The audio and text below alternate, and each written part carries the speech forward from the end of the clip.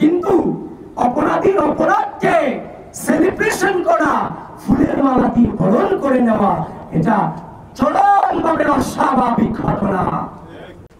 গণ অভ্যুত্থান পরবর্তী সময়ে বাংলাদেশে, নতুন বাংলাদেশে আমার একজন বোনের হেনস্থার শিকার হওয়ার জন্য আজকে আমাকে প্রতিবাদ করতে হচ্ছে। প্রিয় বন্ধুগণ, এই 5 আগস্ট সংগঠিত হওয়ার পেছনে আজকে আমার ঢাকা বিশ্ববিদ্যালয়ের বোনগুলো যদি ভূমিকা না রাখত, আমার এই বোনেরা যদি ভূমিকা না রাখত, তাহলে কিন্তু আজকে বাংলাদেশের পরিস্থিতি নিঃসন্দেহে ভিন্ন হতে পারে। আমি অনুধাবন করি সেই সময়টাতে, যে সময়টাতে 15 তারিখ হামলার পরে, 15 জুলাই হামলার পরে আমার বোনরা যখন ভিসি চত্বরে রক্তাক্ত হচ্ছিল, আমার এখনো আমার কণ্ঠে বাজে, কানে বাজে আমার বোনের সেই কণ্ঠস্বর, ভাই আমাদেরকে নিয়ে যা সেই ভিসি চত্বরে। আমার বোনদের সেই রক্তাক্ত হওয়া গোটা বিশ্ব ঢাকা বিশ্ববিদ্যালয়ের পাশে দাঁড়িয়েছিল, বাংলাদেশের মানুষের পাশে গোটা বিশ্ব দাঁড়িয়েছিল আমার বোনদের সেদিন রক্তাক্ত চেহারার উপর দাঁড়িয়ে। এবং সেই বোনেরাই কিন্তু 15 তারিখ বিকেলে রোকেয়া হলের সামনে থেকে ছাত্রলীগ সংসদ সন্ত্রাসীদেরকে রাজবাস করতে তীর ছুড়ে দিয়ে বলেছিল, টোকাইদের ঠিকানা ঢাবিতে হবে না, যেটা অন্য কেউ কিন্তু উচ্চারণ করতে পারে। 16 তারিখ রাত, 17 তারিখ রাত, যেই রাতগুলোতে রোকেয়া হল, ফজিলাতুন্নেসা মুজিব হল, ওয়েব মৈত্রী হল, কবি সুফিয়া কামাল হল, শামসুন নাহার হল, এই হলগুলো থেকে ভেসে আসছিল ভক্তির অমন্দির শোভানতলে কত প্রাণ হল বলিদান দেখায় আছে অস্ত্র। আমার ভাইয়ের রক্ত বৃথা যেতে দেব না।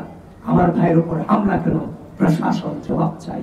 সেদিন রাতে আমরা যখন নিরস্ত্র ছিলাম, আমাদের যখন কোনো অবস্থানই ছিল না, যখন আমরা চিন্তা করছিলাম যে কালকে কিভাবে আন্দোলনটাকে আমরা গোড়াপত্তন করব, ওই সময়টাতে এই হলগুলো থেকে যখন আমাদের বোনদের প্রতিবাদী কণ্ঠস্বর ভেসে আসছিল, আমাদের বোনদেরই কণ্ঠস্বর ছিল আমাদের একমাত্র পরের দিনে রাজপথে বের হওয়ার সাহস।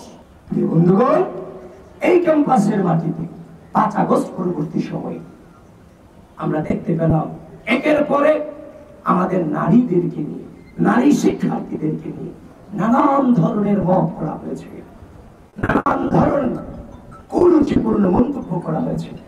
আমি আপনাদেরকে এখানে দাঁড়িয়ে বলছি, আমি বক্তব্য দিচ্ছি না, জাস্ট আপনাদেরকে বলছি, কথা বলছি।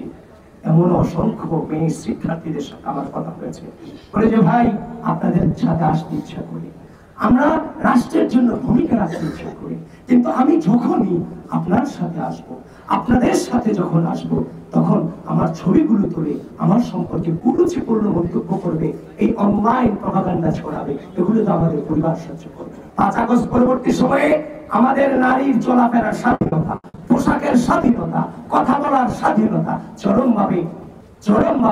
চরমভাবে হরণ করেছে একটি গুপ্ত সংগঠন, যারা নিজেরা নিজেদের পরিচয় দিতে লজ্জা বোধ করে। এই ক্যাম্পাসে আপনারা দেখেছেন 5 আগস্ট পরবর্তী সময়ে এই যে নারীদেরকে নিয়ে কুরুচিপূর্ণ মন্তব্য করা, এটা আজকে প্রথম নয়। আপনারা দেখেছেন এই গণ অভ্যুত্থান পরবর্তী সময়ে চট্টগ্রামে আন্দোলনরত নারীকে লাঠি দিয়ে মাটিতে ফেলে দেওয়া হয়েছে। আপনারা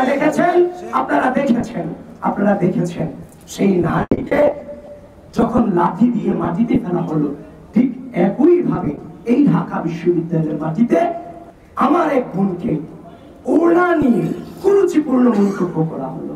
ঠিক একই এই দুটো ঘটনায় 2 আসামিকে যখন গ্রেফতার করা হলো, তাদেরকে যখন ছাড়িয়ে আনা হলো, একটি নির্দিষ্ট গোষ্ঠী তাদেরকে ফুলের মালা দিয়ে বরণ করে বন্ধুগণ, একটা সমাজে অপরাধ ঘটাটা অস্বাভাবিক নয়, কিন্তু অপরাধীর অপরাধকে সেলিব্রেশন করা, ফুলের মালা দিয়ে বরণ করে নেওয়া, এটা চরমভাবে অস্বাভাবিক ঘটনা।